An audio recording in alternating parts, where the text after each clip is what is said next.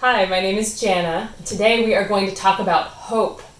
First, I thought we would talk about what it actually is. The way we use the word hope usually means something like I wish or I want, like I really hope that it doesn't rain tomorrow, or I hope I pass my math test, or I hope this pandemic is over soon, right? You guys hope that too?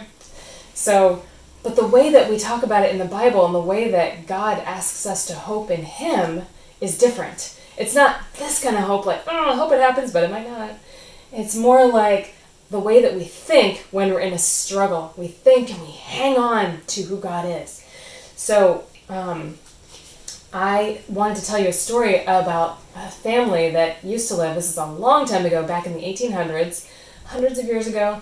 They lived in the Midwestern plain states, and it was very far north, and they got really harsh winters there. And so during the winter, they would tie a rope from their house to the barn so that if they got caught in a blizzard, they would be able to find their way back to the house, because sometimes the snow would swirl around so much they couldn't even see their house when they were right in front of it, and they could freeze to death. So they would hold onto that rope in a blizzard, even though they couldn't see anything, and it was really scary and probably painful and dark and lonely. They would hold onto that rope and grab it and just lead them all the way back to their house. That is more like what hope is. It's not like, I hope God's there. I hope that things are going to work out. It's like, I'm hanging on, and I'm training my brain and my heart to think in a hopeful way. This is a different kind of hope.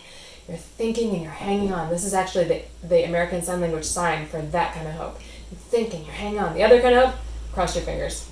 It's kind of like good luck, bad luck. You don't really know what's going to happen, right? But this kind of hope, you're thinking and you're hanging on, okay?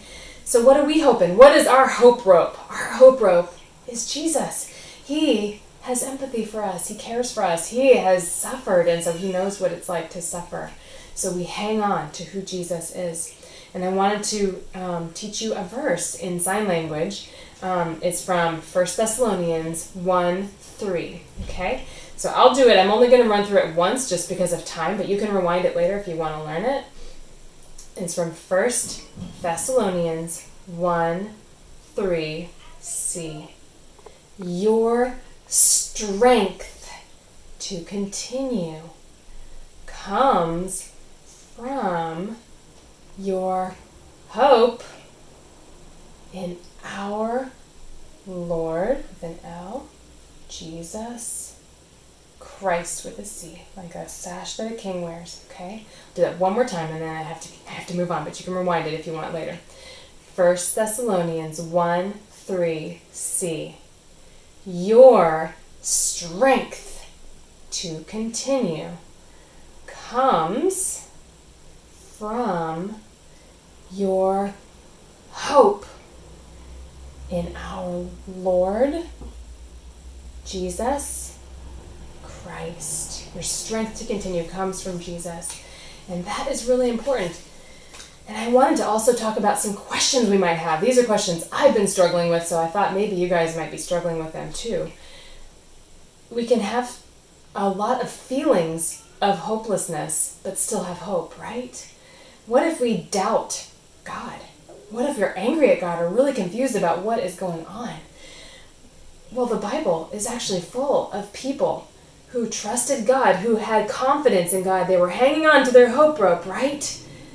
Even while they were confused and angry and scared. And they lamented. Remember how we talked about that last time? Tell the truth about how you feel and about what things are going on around you. Tell the truth, because that is when hope is important. Do you think that rope on that family's house and on their barn, you think it really meant very much to them in the summertime when there was no blizzard? Probably not. I bet they didn't even think about it. But in the winter, that was what kept them alive, right? So that hope that we have is not our feelings. It is the way that we train our hearts to trust God. So another way that we can train our hearts to trust God is to be grateful. So 1 is lament. 2, be grateful. We have started a tradition in our family, so at dinner time, we go around the table and everybody says something that they're thankful for. And it doesn't have to be anything huge. It can be something small that just made you happy that day or made you realize that God was watching out for you. My kids this week have been thankful for Elena of Avalor. It does not have to be very exciting, but it could be something like, I'm thankful that my family is healthy or that we had food to eat today. Or it could be, it was sunny today, and I'm really thankful for that. We can see God's work in our lives in small ways and in big ways. And the more we think about that, it adds strands, or like little threads, to that rope. So as we hang on, it's easier to hang on the thicker and stronger that rope is. And that trains our hearts to think about God in our lives. And I wanted to end with Psalm 27, 13 and 14. It says, I am confident. Confidence, another word for hope. I am confident, hanging on, that I will see the Lord's goodness while I am here in the land of the living. Wait patiently for the Lord. Be brave and courageous. Yes, wait patiently for the Lord. Thomas, I'll turn it over to you.